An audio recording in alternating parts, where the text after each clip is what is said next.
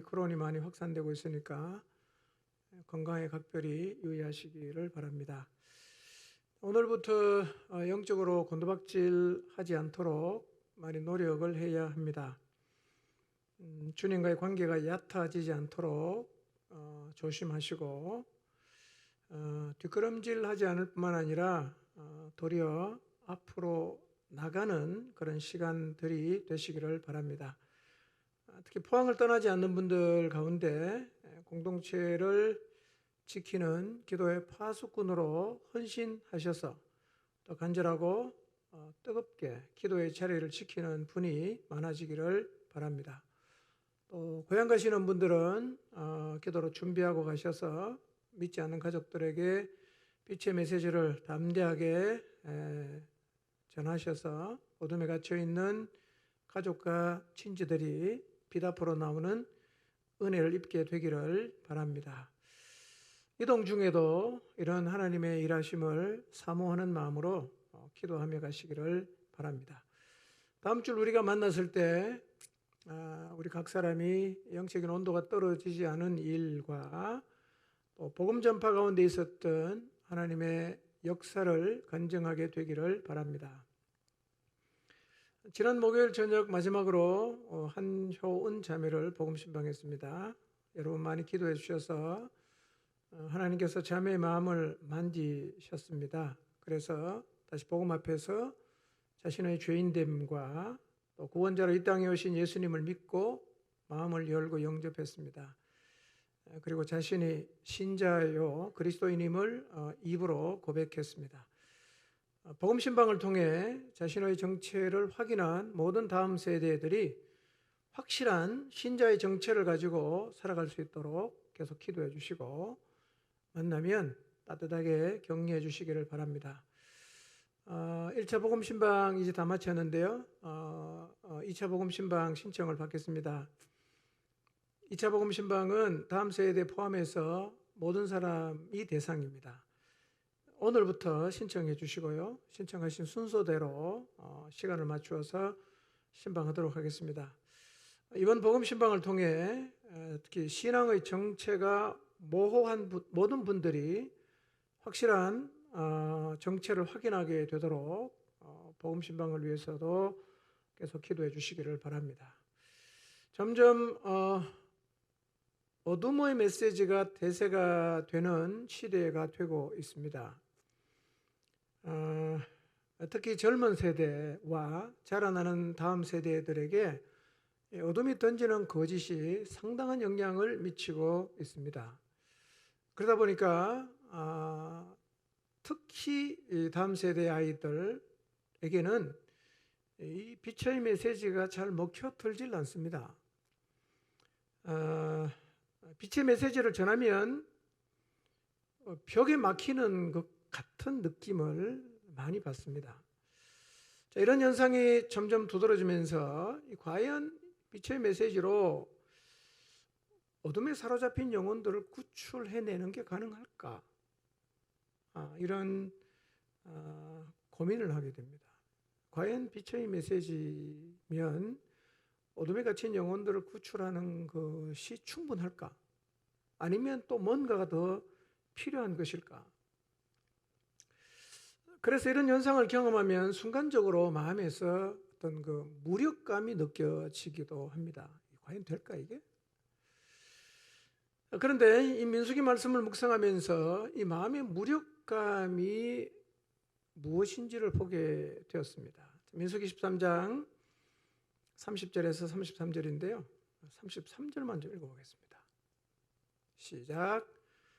거기서 네피림 후손인 아낙 자손의 거인들을 보았나니 우리는 스스로 보기에도 메뚜기 같으니 그들이 보기에도 그와 같았을 것이니라 그랬어요. 이게 이제 가나안에 정탐 갔다가 돌아온 10명의 정탐꾼들의 보고이거든요. 그들이 말합니다.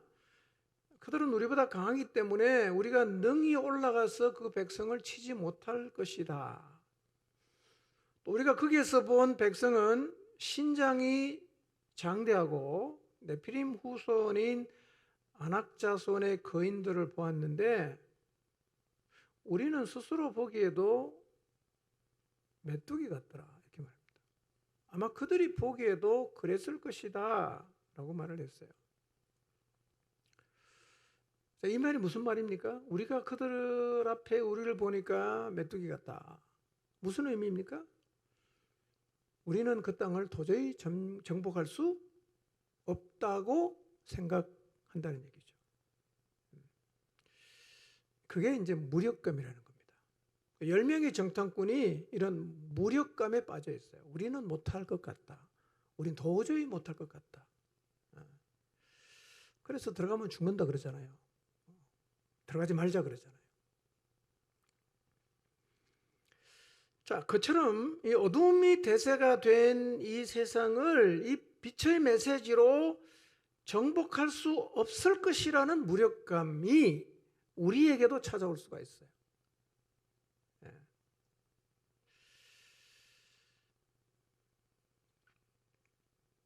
물론 우리가 이 생각에 완전히 사로잡히진 않겠지만요. 어둠이 점점 우리의 세대, 다음 세대들을 잠식해 가고 있는 것을 보면서 이 빛의 메시지 하나만 달랑 들고 나가서 이 어둠을 정복할 수 있을까? 힘들 것 같다. 그게 이스라엘의 10 정탐꾼이 느꼈던 무력감이에요. 우리도 그 무력감에 빠질 수 있어요. 한번 자신에게 정직하게 질문해 보십시오. 어둠을 우리가 이길 수 있을까요? 어둠이 사람들의 마음을 다 그냥 사로잡고 있는데 이 빛의 메시지를 들고 나가서 그들 영혼을 정복할 수가 있을까요? 부딪혀보면, 영혼에게 부딪혀보면 야, 이거 진짜 만만치 않다 절감하는 거예요.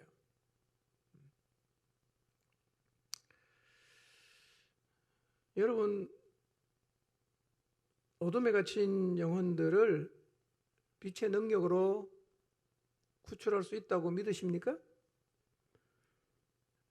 실감이 안 나면 여러분 자녀들 생각해 보세요. 세상의 영향을 받고 있는 여러분 남편 한번 생각해 보세요. 그가 될까요? 그가 예수님 믿을까요? 그가 빛의 메시지를 받아들일까요? 이론적으로는 예스입니다. 근데 부닥쳐보면 야, 이거 만만치 않다고 느끼는 거죠. 우리 다음 세대들 다 잃어버리고 있잖아요. 다 잃어버립니다. 잡아올 수가 없어요. 말해도 안 돼요. 어떻게 하면 됩니까?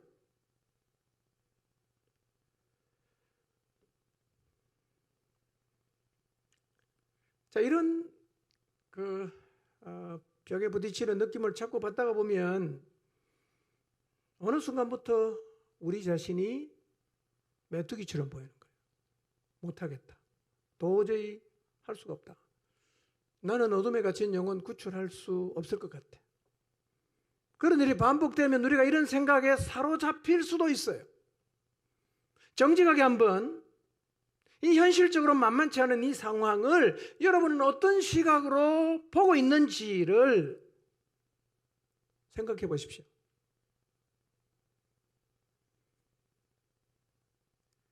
그런데 똑같은 상황을 보고 왔던, 똑같이 40일 동안 똑같은 장소, 똑같이 보고 왔던 두 정탐꾼의 반응은 달랐어요. 그들은 돌아오더니만 10명은 우리는 메뚜기다 이렇게 말했는데요, 2명은 전혀 다른 대답을 합니다. 그들은 이렇게 말해요. 그들을 두려워하지 마십시오. 그들은 우리의 먹이입니다. 이렇게 말합니다. 우리의 밥입니다. 이렇게 말했어요.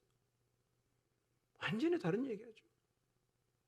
자, 민수기 14장 9절 한번 읽어보겠습니다. 시작. 거역하지는 말라. 또 그 땅 백성을 두려워하지 말라. 그들은 우리의 먹이라.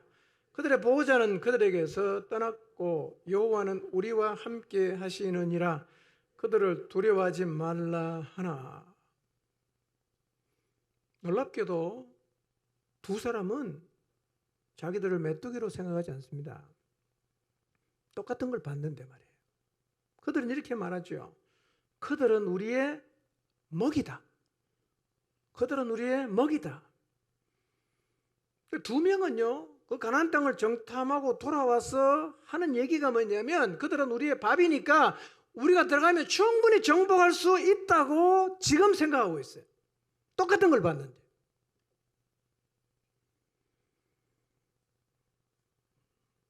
사실은 우리 앞에 놓인 상황이 만만치 않은 것은 사실입니다. 그러나 우리도 두 명의 정탐꾼과 같은 시각을 가져야 합니다.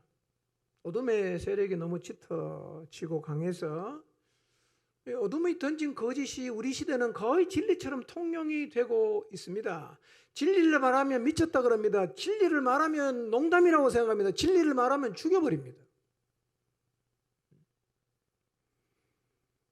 그래서 어둠에 갇혀있는 영혼들을 구출하는 일이 불가능해 보일지 몰라도 우리도 10명의 정탐꾼처럼 우리 스스로를 메뚜기로 생각하지 말고 오히려 흑암에 갇힌 영혼들을 우리의 먹이로 생각하고 이 빛의 메시지를 들고 담대하게 나가야 합니다. 같이 한번 외쳐볼까요? 그들은 우리의 먹이다. 시작. 이렇게 해서는 안 되고요. 다시 전의를 가다듬어. 시작. 여러분, 영혼들 앞에 서서 무력감이 느껴질 때마다 하나님의 약속을 붙잡고 그들은 우리의 먹이라고 외치며 나가시기를 바랍니다. 아멘. 그들은 우리의 먹입니다. 어둠에 갇힌 영혼들 좀 힘들어 보이긴 하지만 우리는 그들을 구출할 수 있고 우리는 어둠에 자욱한 이 세상을 빛의 힘으로 정복할 수가 있습니다. 아멘. 있어요. 이제 그 실제로 우리 해내야 됩니다.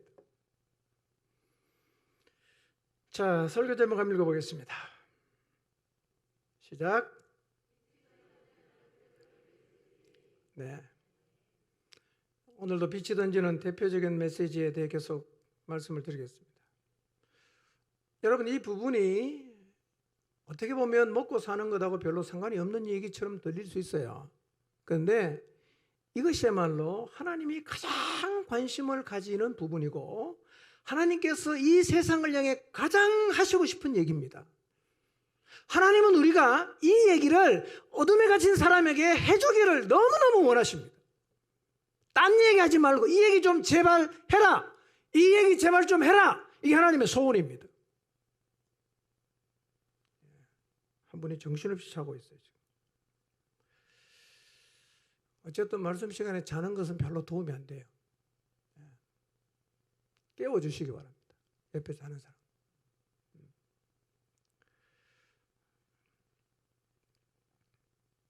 자, 그럼 빛이 던지는 메시지가 무엇인가? 다시 한번 생각해 보겠습니다. 그림 3을 보겠습니다. 이게 빛이 던지는 메시지입니다. 여러분, 인생을 생각할 때는 항상 이 빛의 메시지를 통으로 생각해야 됩니다. 부분만 떼면 안 되고 붙여서 봐야 됩니다. 인생의 출발은 출생으로부터 되는 게 아닙니다. 인생의 출발은 사실은 창조부터를 시작으로 봐야 됩니다. 창조부터가 시작이에요. 예. 창조부터 시작해야 내가 누구인지 알 수 있어요. 내 존재가 규명이 되는 거예요. 창조를 빼내고 나면 내가 누군지 모르는 거죠. 진화됐는지 어떻게 됐는지 잘 몰라요. 그리고 창조를 타락을 구원자가 온 걸 지워버리고 심판과 형벌과 영생을 지워버리고 나면 뭐만 남습니까? 출생부터 죽음까지만 딱 남거든요. 그것만 계속 보인다. 그것만 보고 산다. 인생의 의미가 어디 있겠어요? 결국은 이 땅에 있을 수밖에 없어. 그거밖에 안 보이는데. 근데 빛은 우리에게 그게 거짓말이라는 거예요. 이 인생의 메시지는 이렇게 통으로 보라는 거죠. 그래서 출생부터 죽음까지가 전부라는 이 어둠의 거짓을 받아들이면 결국은 인생은 어떻게 사느냐? 이 생만 바라보고 살 수밖에 없어요. 그러나 우리는 빛이 던지는 메시지로 인생을 바라보면서 살아야 됩니다. 이게 인생이에요. 이게 인생이란 말이에요. 인생을 생각할 때는요, 제일 먼저 뭐부터 생각해야 되냐? 창조부터 생각해야 됩니다. 창조. 여러분, 하나님이 나를 창조하셨습니다. 믿으시나요? 이게 매우 중요한 얘기입니다. 여러분, 하나님의 창조를 그냥 창세기 1장에 나온 아주 오래 전에 있었던 나와는 별로 상관이 없는 이야기로 생각하시면 안 돼요. 네가 누구냐? 나는 하나님의 피조물입니다. 이 하나님의 창조는요, 내 이야기예요. 하나님이 나를 창조하셨어요. 내가 누구입니까? 하나님의 피조물이에요. 우리는 원래 뭐였어요? 흙이었어요. 흙. 오늘 제가 흙덩이를 좀 갖고 오려고 하다가 못 갖고 왔는데요. 우리가 원래 흙덩이였단 말이에요. 흙덩이. 근데 이 흙덩이 인격이 있나요? 생명이 있나요? 아무것도 없죠. 흙이에요. 이걸 가지고 하나님 나를 만드셨어요. 인간의 재질이 흙이라는 것은 사람이 죽어보면 다 썩으면 뭘로 돌아갑니까? 다 흙으로 돌아가죠. 내 재질은 뭐냐? 원래 흙이었어요. 흙덩이였어요. 근데 하나님이 흙을 가지고 나를 만드셨어요. 놀라운 사실은 이 흙으로 나를 만들 때 신기하게요. 신경도 만들고 근육도 만들고 뼈도 만들고 음식 먹으면 다 영양이 섭취가 되고 배설이 되는 것도 그때 다 만드시고, 그것만 만든 게 아니라 마음도 같이 만드셨어요. 그리고 그 만드는 그날 우리 몸에 설계도도 넣어주셨어요. 뿐만 아니라 흙으로 나를 만들었는데 나를 하나님의 형상을 가진 존재로 만물의 영장으로 만드시고, 거기에다가 인간에게는 영혼을 주셔서 하나님과 교제할 수 있는 매우 특별한 존재로 만드셨어요. 나는 원래 흙이었어요. 근데 하나님 나를 만드셨어요. 흙으로. 하나님과 교제할 수 있는 만물의 영장이 되었습니다. 이게 창조예요. 내가 이런 존재입니다. 하나님과 무관할 수 있나요? 하나님 떠나서 살 수 있나요? 우리는 늘 하나님 앞에서 살아야 하는 존재입니다. 그분은 나의 존재의 근원이 되십니다. 그분이 나를 만들지 않았다면 우리는 그냥 흙이에요. 내가 그런 존재예요. 내가 누구냐? 하나님이 만드신 피조물이에요. 이 사실을 알아야 내가 누구인지 존재가 규명이 되는 것입니다. 그런데 이런 인간이 하나님을 반역하고 떠났어요. 가버렸어요. 여러분, 이거 교리로 들으시면 안 돼요. 실제로 일어난 일이에요. 이게 죄입니다. 여러분, 죄의 기준은 교회 안과 밖 예외 없이 똑같이 기준이 적용이 됩니다. 교회 안에 있는 사람이 죄인으로 규정될 때 받는 기준과 교회 밖에 있는 사람이 죄인으로 규정할 때 들이대는 기준이 다른 게 아니고 똑같습니다. 아니든 바뀌든 이 기준을 가지고 죄인인지 아닌지를 규명을 합니다. 잘 들어보십시오. 이게 죄입니다. 뭐가 죄냐? 피조물인 내가 나를 창조하신 하나님을 반역하고 가버렸어요. 떠나갔어요. 등을 돌렸어요. 이게 죄입니다. 여러분, 이런 적이 있었던가 한번 생각해 보세요. 여러분이 죄를 추상적으로 생각하지 마세요. 진짜 우린 죄인이에요. 내 마음에 하나님이 안 계시면 그 죄입니다. 여러분의 마음에 여러분을 창조하신 하나님이 계신가요? 안 계신다. 죄인이에요. 그 보통 죄가 아닙니다.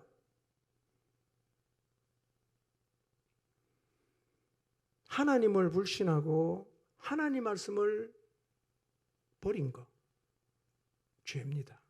아니고 바뀌고 똑같습니다. 하와가 지은 죄가 뭡니까? 하나님 말씀을 버리고 반역자 사탄의 말을 받아들이고 간 거죠. 오늘날 이렇게 사는 사람이 너무 많지 않습니까? 하나님 말씀 싸그리 무시합니다. 사단이 퍼뜨려놓은 거짓말은 잡고 진리처럼 붙잡고 인생을 다 걸고 있습니다. 이게 죄입니다, 여러분. 하나님 없다고 말하면서 자기 마음대로 사는 것, 이게 죄입니다. 누가 이렇게 살았냐? 우리 다 이렇게 살았습니다. 우리 다 이렇게 살았어요. 잘 생각해 보십시오. 여러분 어떻게 살았던가? 하나님 만나기 전에 어떻게 살았던가? 성경은 이걸 죄라고 말합니다.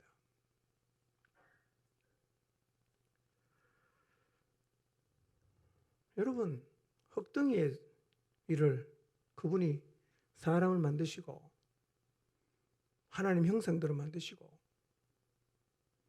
영혼을 부여하시고 하나님과 교제할 수 있게 하신 걸작으로 만들어주신 그 하나님에게 등을 돌리고 가버립니다. 하나님 없다 그래요. 하나님 말씀 안 받아들입니다. 이게 죄가 아닙니까? 이 기준으로 모든 사람이 죄인인지 아닌지를 규명하는 겁니다. 성경은 모든 사람이 다 죄를 지었다고 말합니다. 여러분 교회 밖에 있는 사람 이 기준으로 들이대면 죄인 아닌 사람 있나요? 다 죄인이죠. 다 죄인이죠. 죄는 반드시 뭐가 있겠어요? 심판과 형벌이 있죠. 여러분 이런 죄를 지은 적이 없는지 한번 여러분 자신에게 질문해 보십시오. 그 죄를 자꾸 교리적으로 생각하지 마시고요. 진짜 내가 죄인이에요. 진짜 죄인입니다. 이 죄가 마음에 와닿아야 됩니다. 그래야 그 다음 얘기가 다 마음에 와닿아요. 아, 내가 진짜 죄인이 맞구나. 진짜 죄인 맞네. 이 죄를 깨닫는 자리에 서야 됩니다. 죄를 깨닫는 자리에 서야 죄 사함도 의미가 있게 다가오는 겁니다. 죄가 추상적인데 죄 사함도 똑같이 추상적이 되지 않겠어요? 다 말장난되는 겁니다. 교회가 많은 소리로 들릴 수도 있어요. 그런데 첫사람 아담과 하와만 하나님을 떠나고 하나님 말씀 무시하고 간 게 아니라 모든 사람이 다 그랬어요. 모든 사람이 다 죄인입니다. 성경이 그렇게 말해요. 모든 사람이 다 죄인입니다. 다 떠나갔어요. 스스로는 하나님을 찾는 사람이 아무도 없습니다. 로마서 3장에. 죄인은 뭐가 따라옵니까? 심판이 있고 형벌이 있습니다. 모든 사람이 다 어디에 서게 되냐? 심판과 형벌의 자리에 섭니다. 모든 사람이. 그래서 지난주에 말씀드렸죠. 모든 인생에 있어서 가장 중요한 이슈가 뭡니까? 죄 사함이에요. 죄 사함. 죄 용서를 받아야 돼. 이게 제일 중요한 이슈예요. 그거 해결 못하면 심판과 형벌을 받으니까. 가장 중요한 이슈는 죄 사함이라는 거죠.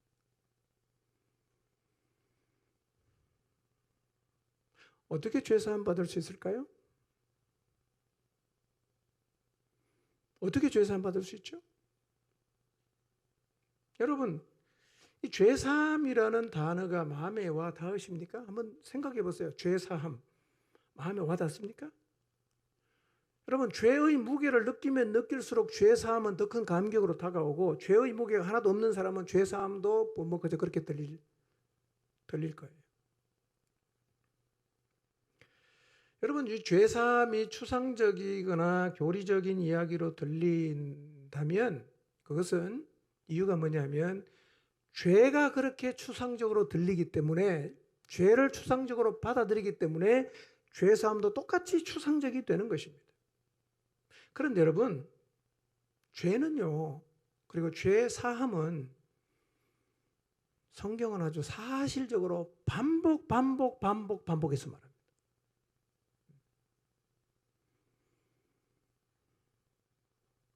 우리가 실제로 죄를 지었어요. 여러분, 죄를 지었습니까? 우리가 실제로 죄를 지었어요. 그러면 죄 사함 받는 일도 실제로 일어나야 됩니다.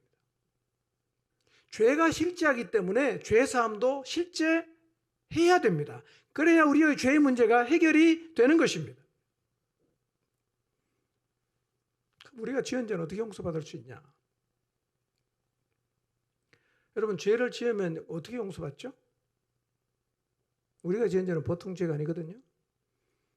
심판의 결과는 영원한 형벌입니다. 다 영원한 형벌을 받는 자리로 가야 돼. 이 죄 문제를 해결해야 돼. 보통 죄가 아니에요, 이게. 어떻게 해결하냐? 죄를 사하는 모형이 있습니다. 모형. 하나님께서 보여주신 거죠. 죄는 어떤 방식으로 사해지는가에 대한 성경이 보여주는 모형이 있습니다. 자, 레위기 4장 20절을 보겠습니다. 읽어봅니다. 시작.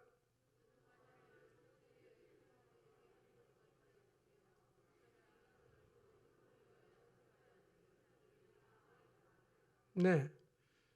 자, 온 회중이, 이 내용은 이겁니다. 온 회중이 실수로 잘못을 저지르고 깨닫지 못한 죄를 지었을 때는 그 죄를 어떻게 해결하느냐?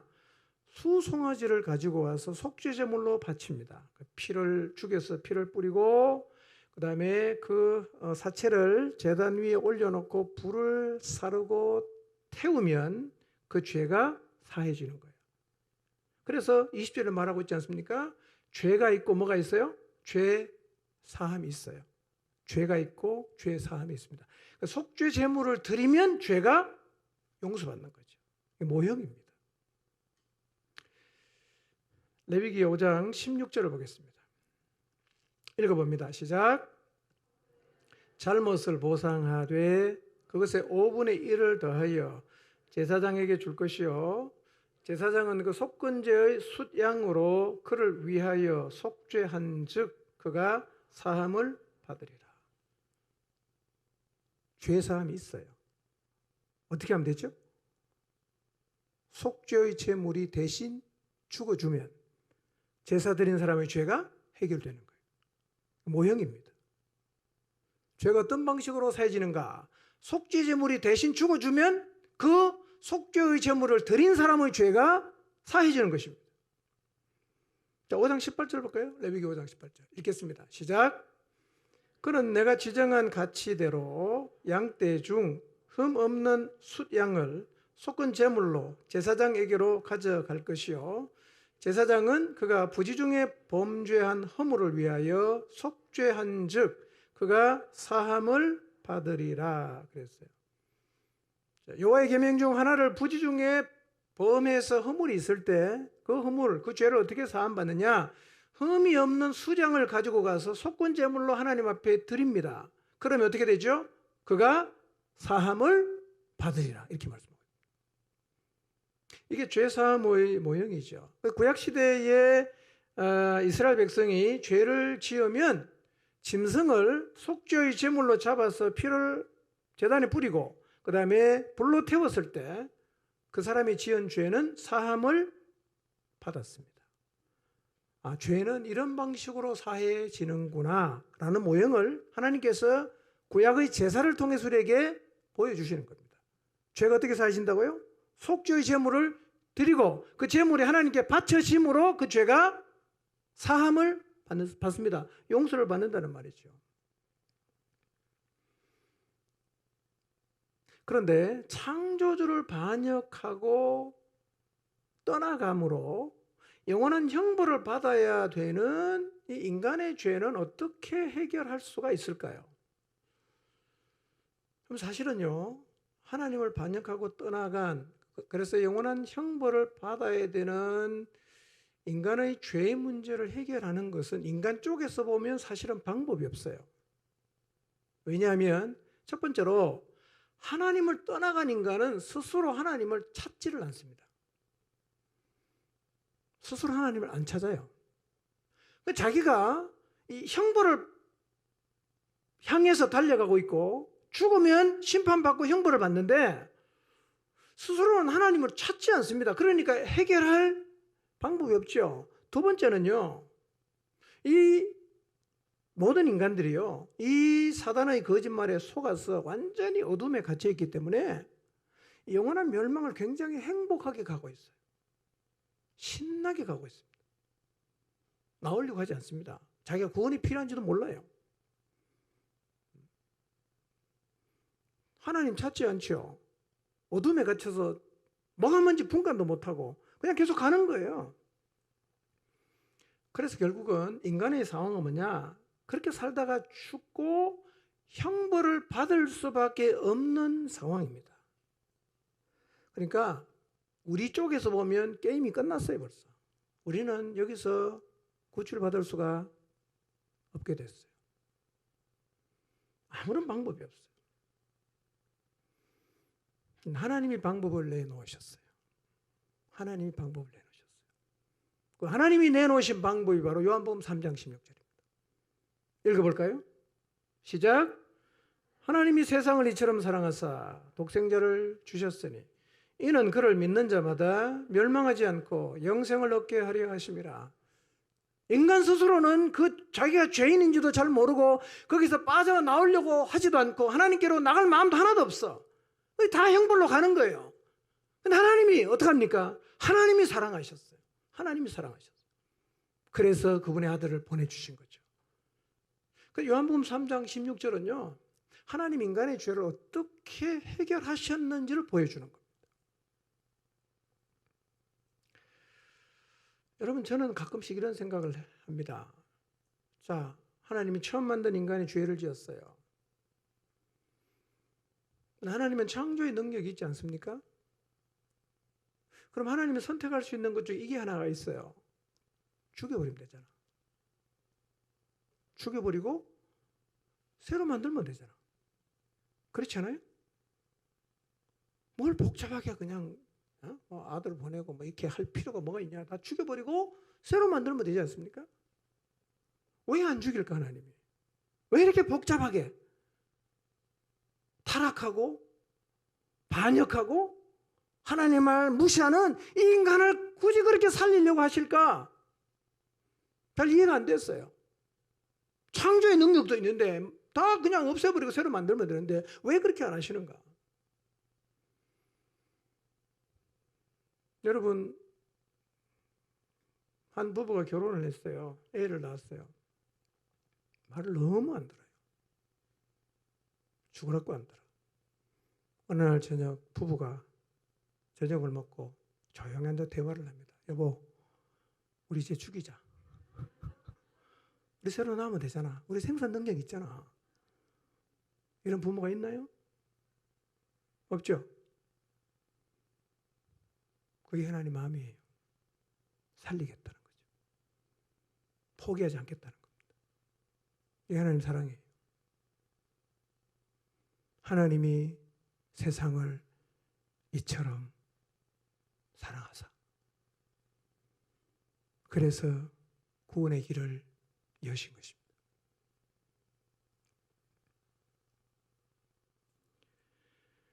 인간 스스로 하나님의 진노와 심판을 피할 수 없을 때 하나님께서 멸망갈 인간의 죄를 해결할 수 있는 방법을 내놓으셨는데 이것이 하나님을 떠난 인간이 구원을 받을 수 있는 유일한 길이고 이것은 놀라운 하나님의 지혜이기도 합니다. 우리 죄의 문제를 어떻게 해결할까? 영원한 형벌을 받아야 되는 이 죄의 문제를 어떻게 해결할까? 이렇게 할 수도 있어요. 하나님은 창조주니까 야 니네들 죄 다 없는 걸로 하겠다 이렇게 할 수도 있지 않겠습니까? 죄 없다 선언하시면 되잖아. 하나님 그렇게 안 해요. 왜 그렇게 안 했었을까요? 여러분 만약에 죄를 지으면 죄 지은 인간에게 하나님이 심판하시고 형벌을 선언하셨어요. 근데 다 없는 걸로 하겠다 이렇게 하면 뭐가 없어집니까? 공의가 없어지는 거예요. 공의가 없어지는 거죠. 공의가 없어지면 뭐가 없어지냐? 심판할 자격이 없어집니다. 하나님은 심판주의 자격이 없어집니다. 그러니까 인간을 구원하되 공의와 정의를 세우시면서 그 일을 감당하셔야 돼요. 그래서 하나님은요, 누구도 시비를 걸 수 없을 정도로 매우 공의롭고 정의로운 방법으로 그러나 동시에 죄인을 살리는 사랑으로 구원의 길을 여신 것입니다. 공의롭게 하셨어요. 자, 사도행전 17장 31절 보겠습니다. 읽어봅니다. 시작.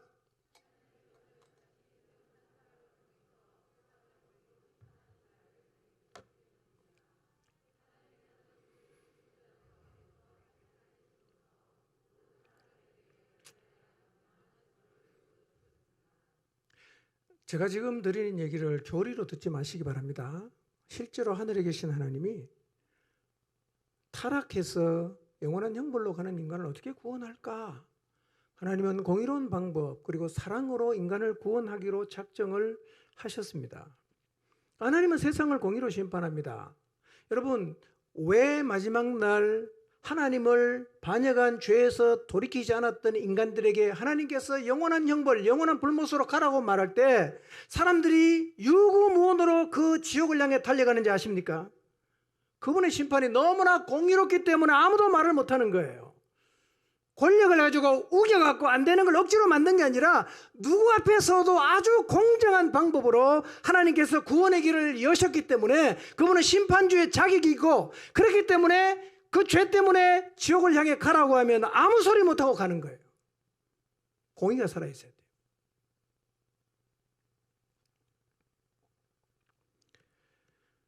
진노 아래에 놓인 인간을 하나님은 사랑하셨습니다. 구원하십니다. 근데 공의로운 방법을 하십니다. 어떻게? 그 공의로운 하나님의 방법이 아들을 세상에 보내서 십자가에서 죽게 하시는 것입니다. 십자가는 어떤 것이냐? 하나님의 공의와 사랑이 동시에 이루어진 것입니다. 왜냐하면 십자가는 형틀이잖아요. 사형수를 죽이는 사형 방법 중에 하나죠. 로마의 사형 방법인데 예수님이 십자가의 죽음으로 온 세상에 유명해졌습니다. 그리고 이 사형 틀인 십자가가 모든 교회의 꼭대기에 다 달려있어요. 모든 교회 꼭대기에 다 달려있어요. 십자가의 의미가 무엇입니까? 죄를 지은 사람에게 하나님이 형벌을 선언하셨는데 그 형벌을 안 받게 하고 살리면 공의가 안 살아나니까 형벌을 내리신 거죠. 죄값을 다 치렀어요. 다 치렀어요. 공의롭죠? 예, 형벌을 다 치렀으니까 죄값을 치르겠으니까요. 근데 우리가 죽었으면 공의는 이루어지지만 사랑은 없어지지 않습니까? 그런데 공의를 이루신 하나님은 우리가 죽어야 되는데 누군가를 대신 죽게 했습니다. 그분이 누구입니까? 하나님의 아들 예수 그리스도입니다. 이게 하나님께서 인간을 구원하신 방법이에요.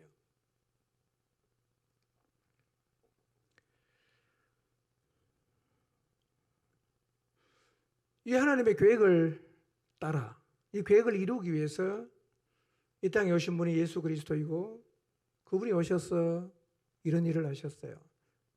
요한복음 3장 14절에서 16절을 보겠습니다. 자, 읽어볼까요? 시작. 모세가 광야에서 뱀을 든 것 같이 인자도 들려야 하리니 이는 그를 믿는 자마다 영생을 얻게 하려 하심이니라. 하나님이 세상을 이처럼 사랑하사 독생자를 주셨으니 이는 그를 믿는 자마다 멸망하지 않고 영생을 얻게 하려 하심이라. 그분이 오셔서 모세가 광야에서 뱀을 들었던 것처럼 들리셨다고 이렇게 말해요. 인자도 들려야 한다. 이 말씀은 예수님이 직접 하신 말씀인데요. 십자가를 지기 전이니까 들려야 한다라고 미래형으로 말하는데 실제로 예수님은 들리셨죠. 십자가를 졌다는 말입니다. 예수님이 십자가에 달렸다는 의미가 뭡니까? 죄값을 치렀다는 얘기입니다. 그냥 우리의 죄가 없어진 게 아니라 누군가가 우리의 죄값을 대신 치르신 거예요. 모세가 광야에서 뱀을 든 내용은 민수기 21장에 기록되어 있어요. 이스라엘 백성이 홍해길을 따라 에돔 땅을 우회하려고 하다가 무슨 이유인지는 모르지만 마음이 상했어요. 모세를 향해서 막 원망합니다. 저 이 말씀 읽으면서 마음이 와닿은 사실이 이거예요. 마음이 상할 때 조심해야 됩니다. 마음이 상할 때. 살다 보면 마음 상할 때 있죠? 관계 속에 마음 상할 때 있죠? 마음 상할 때 조심해야 돼요. 왜냐하면 마음이 상하면 우리는 폭발하거든요. 절제가 잘 안 되거든요. 이때 조심해야 되는 거예요. 이스라엘 백성이 그랬어요.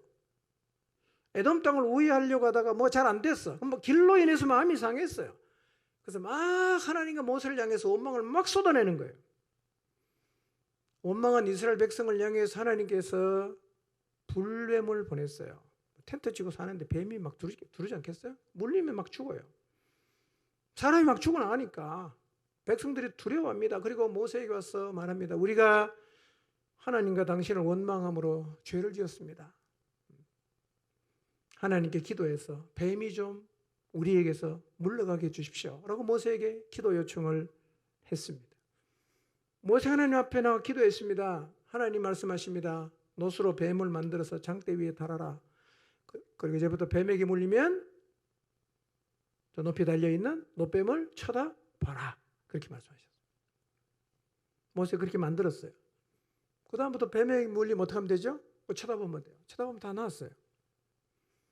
원망하는 죄로 인한 형벌을 노뱀을 쳐다봄으로 그들이 다 사함을 받았다는, 동일하게 죄로 인해 심판과 영원한 형벌의 자리로 가게 되는 죄인들이 십자가에 달리셔서 우리 대신 죄값을 치르신 독생자를 바라보면, 독생자를 믿으면 죄사함을 받게 되어서 심판과 형벌을 면제받고 영원한 생명을 얻게 될 것이라고 예수님께서 말씀하셨습니다.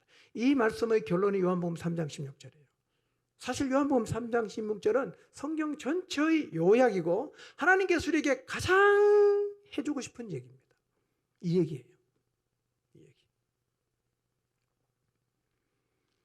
예수님의 죽음은 이런 의미가 있어요. 로마서 3장 25절을 보겠습니다. 로마서 3장 25절 읽습니다. 시작.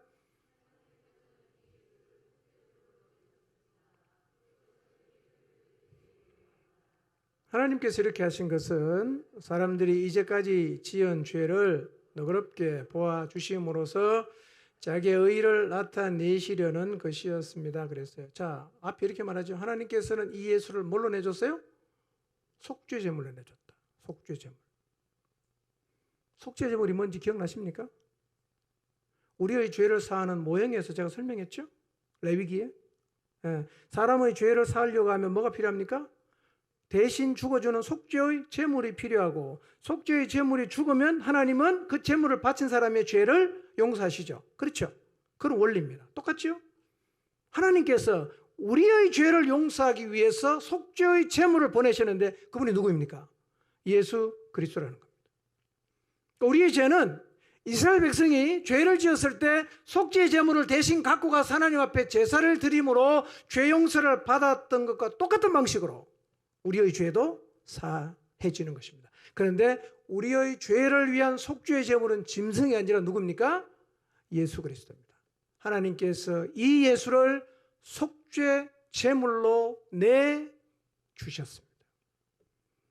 믿으십니까? 이게 하나님의 최선이에요.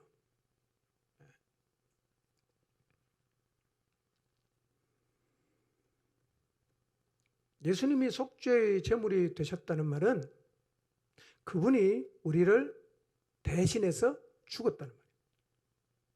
갈라디아서 1장 4절을 보겠습니다. 시작.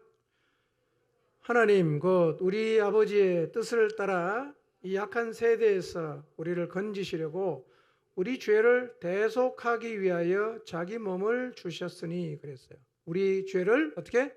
대신 속하기 위해서, 대신 해결하기 위해서 자기 몸을 주셨다. 이렇게 말합니다. 여러분, 예수님께서 바로 여러분의 죄를 사하기 위해서 자신의 몸을 내주시고 십자가에서 죽었다는 사실을 믿으십니까? 이게 안 믿어지면 예수님을 안 믿는 겁니다. 안 믿는 거예요. 이게 믿어져야 믿는 겁니다. 나 이거 안 믿어진다. 안 믿는 겁니다. 교회 100년 다녀도 이거 안 믿어지면 안 믿는 거예요. 구원 못 받습니다. 왜냐하면 하나님께서 인간을 구원하기 위한 방법이 이 방법이에요. 이렇게 해서 우리를 구원하기로 영원전부터 계획하시고 그분의 아들 예수 그리스도를 통해서 이 일을 다 이루셨어요. 우리가 할 수 있는 게 뭐죠? 이거를 믿어야 됩니다. 그거 안 믿어진다. 안 믿는 겁니다. 근데 우리를 구원하기 위해서 하나님께서 그분의 아들을 보내셔서 속죄의 제물이 되게 하시고 우리의 죄를 대신해서 죽으셨는데, 여러분 이 일이 말이에요, 아무런 대가를 지불하지 않고 아주 쉽게 어려움 없이 편안하게 이루어졌다고 생각하시면 안 돼요. 우리를 구원하기 위해서 하나님은 자신의 외아들을 사람으로 보내서 십자가에서 죽게 하시는 고통을 지켜보셔야만 했습니다. 그리고 그분의 아들은 오셔서 희생과 고난과 멸시와 천대를 다 감당하셨어요. 그래서 우리가 죄 사함 받을 수 있는 자리에 서게 된 것입니다. 우리는 공짜지만 하나님은 엄청난 대가를 지불하셨어요. 엄청난 대가를 지불하셨어요. 하늘 영광 버리고 오셨잖아요. 하나님이 사람에게 고난을 당하셨어요. 그렇기 때문에 우리의 죄가 사해지고 우리가 영원한 생명을 얻는 자리로 나가게 되었다는 사실을 잊지 마시기 바랍니다. 내가 믿어줄게요. 이런 태도는 합당하지 않습니다. 여러분, 선심서듯이 믿어주는 게 아니에요. 무릎을 꿇어야 됩니다. 하나님께서 나를 구원하기 위해서 행하신 그 일들을 기억하면서 무릎을 꿇고 굴복하고 내가 이제 주님 위해 살겠다고 고백함으로 주님을 받아들이는 게 정상이에요. 여러분, 예수는 선심서듯 믿는 게 아닙니다. 여러분, 우리는 아무것도 할 수가 없었어요. 그분이 사랑하셨기 때문에, 그분이 우리를 위해서 엄청난 대가를 지불했기 때문에 우리가 구원의 자리에 설 수 있게 되었다는 사실을 잊지 마십시오. 주님이 당하신 고난 복음서 뒷편에 가면 다 있죠. 한 구절을 보겠습니다. 마태복음 27장 26절에서 31절인데요. 우리를 구원하기 위해서 구원자이신 예수 그리스도가 어떤 일을 겪으셨는가 한번 보십시오. 그분을 위해서 한 게 아니에요. 나 구원하려고, 여러분 구원하려고 그분이 고통 다 감당하셨어요. 이 사실을 깨달으면 구원에는 감격이 있고 감사가 있어야 됩니다. 왜 나를 위해서? 왜 나를 위해서? 안 하셔도 우리 아무 할 말이 없는데. 자, 읽어보겠습니다. 시작. 예수는 채찍질하고 십자가에 못 박히게 넘겨주니라.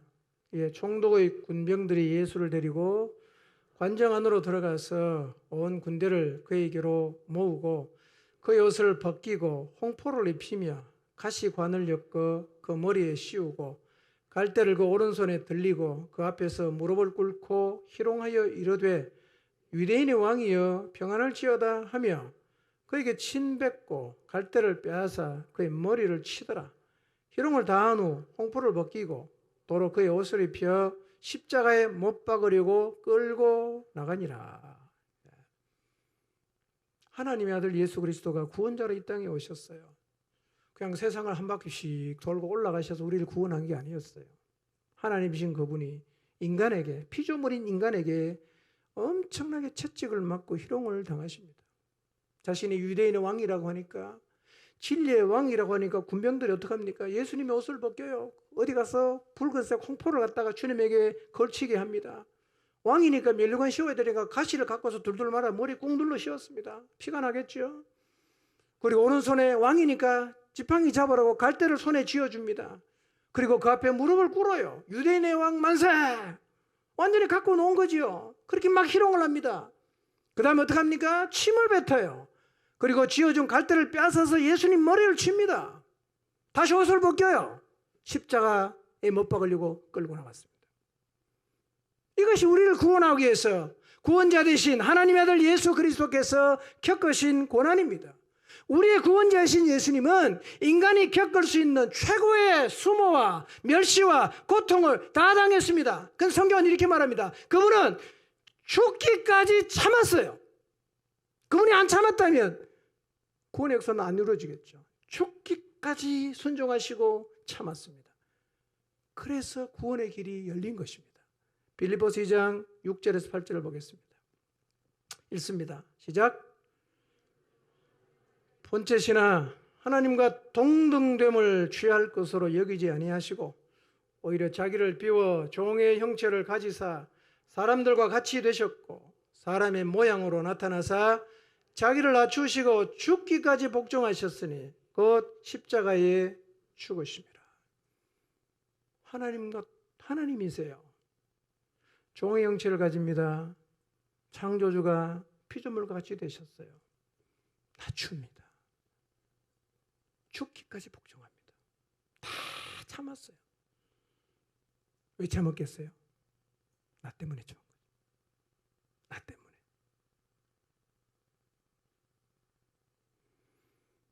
죄로 인해 영원한 형벌을 받을 나를 구원하기 위해서 그분이 죽기까지 하나님께 순종하고 참으셨어요.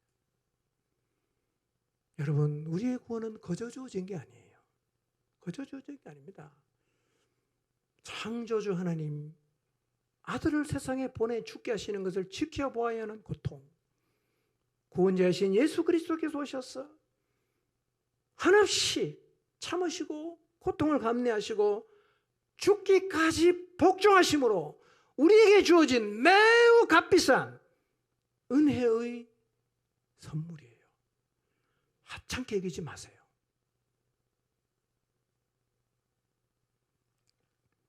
십자가는 사랑이죠. 이 놀라운 십자가의 사랑이 우리 모두의 마음속에서 언제나 살아있게 되기를 바랍니다. 십자가의 사랑. 여러분, 이렇게 하나님께서 우리의 죄를 해결하기 위해서 구원 계획을 세우시고 공의와 사랑을 이루는 방법으로 구원의 길을 여셨어요. 그분이 속죄 제물로 우리의 죄를 짊어지고 죽으심으로 우리의 죄가 사함받을 수 있는 길이 열렸습니다. 그런데 그분이 속죄의 제물로 죽으셨다고 모든 사람의 죄가 해결되지는 않습니다. 우리 쪽에서 해야 될 일 하나가 있어요. 로마서 3장 25절 다시 봅니다. 시작. 하나님께서는 이 예수를 속죄의 제물로 내주셨습니다.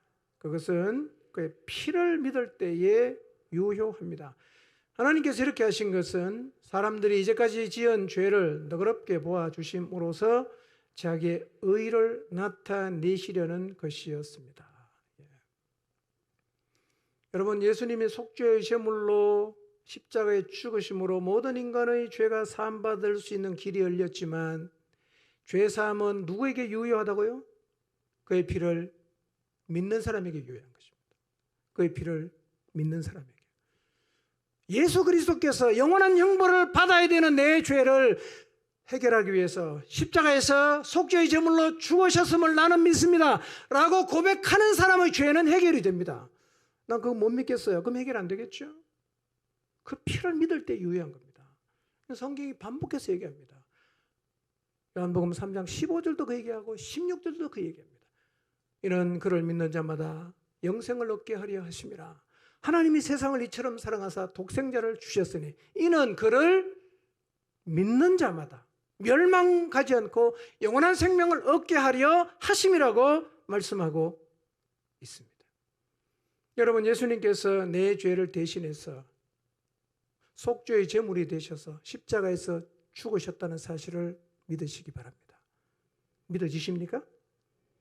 예수님께서 여러분의 죄를 해결하기 위해서 십자가에서 속죄의 제물이 되셔서 내 대신 죽으셨다는 사실을 믿으시나요? 이게 믿으셔야 합니다. 그래야 구원받아요. 이거 황당한 얘기가 아닙니다. 이것은 하나님께서 멸망으로 하는 인간을 구원하기 위해서 하나님의 놀라운 지혜로 이루어 놓으신 유일한 구원의 길입니다. 믿어야 돼요. 하나님을 믿으십시오. 이 길밖에 없어요.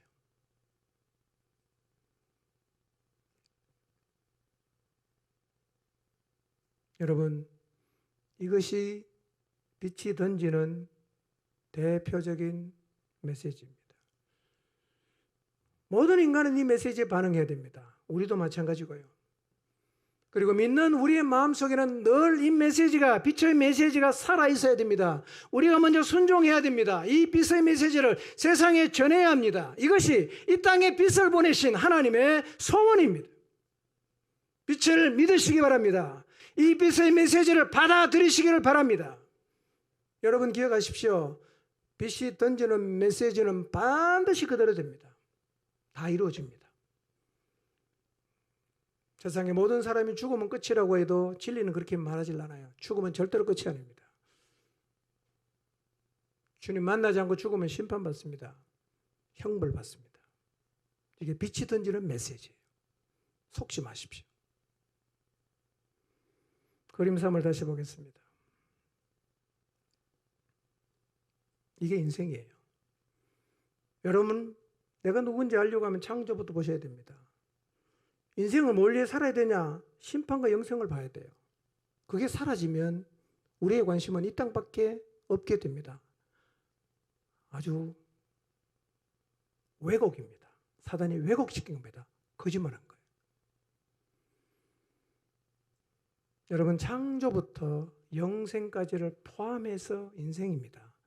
이걸 기억하시고 인생을 어떻게 살아야 될지를 우리가 생각해야 합니다. 여러분, 지금도 어둠이 던진 거짓 메시지는 세상에 살고 있는 사람에게는 거의 진리처럼 받죠. 죽으면 끝이다. 다 그렇게 믿고 있지 않습니까? 심판을 얘기해 보세요. 형벌을 얘기해 보세요. 영생을 얘기해 보세요. 미쳤다 그럽니다. 예수님도 이 땅에 사실 때 그런 대우를 받으셨어요. 미쳤다고. 귀신 들렸다고. 그러나 우리는 이 빛의 메시지를 잡아야 됩니다. 그리고 출생부터 죽음까지가 전부라는 이 세상에 퍼져 있는 어둠의 거짓 메시지를 거부하고 우리는 빛의 자녀다운 삶을 살아가야 합니다. 어두운 세상을 향해 비치는 이 놀라운 빛의 메시지가 우리 모두의 마음속에서 점점 더 확실하게 자리를 잡게 되기를 바랍니다. 이 빛의 메시지가 우리 모두의 마음속에 살아있게 되기를 바랍니다. 그리고 이 메시지를 잡고 죽기까지 순종하며 살아가게 되시기를 주님 이름으로 축원합니다. 기도하겠습니다.